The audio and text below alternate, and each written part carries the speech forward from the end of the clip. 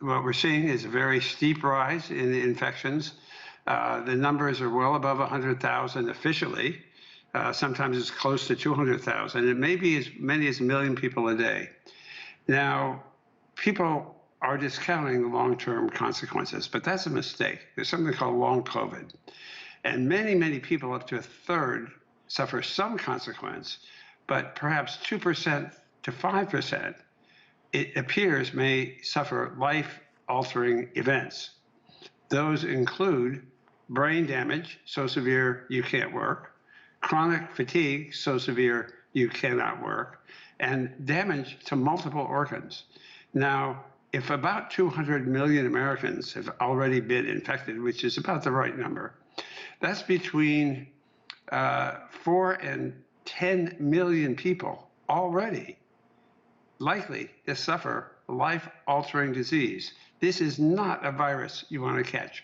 And although we're used to thinking of COVID as a disease that affects older people, long COVID affects young people and old people. There's no age discrimination.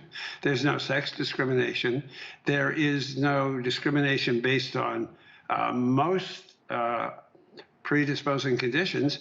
And very troubling, your vaccines don't protect you either from infection, nor do they protect you from long COVID, except perhaps in a very minor way, perhaps 15% reduction, which is, considering how serious the problem is.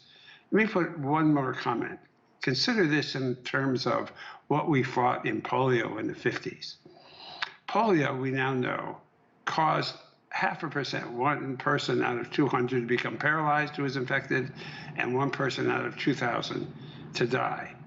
That's something like 5 to 10 times less serious than COVID for the average person. I'm talking about infection, not the first acute disease. I'm talking about the long-term, life-altering consequences, like paralytic polio had. So this is not something that people should take lightly, and it's something that concerns me, and most of my fellow epidemiologists, virologists, and medical professions. We're all very concerned about what's happening.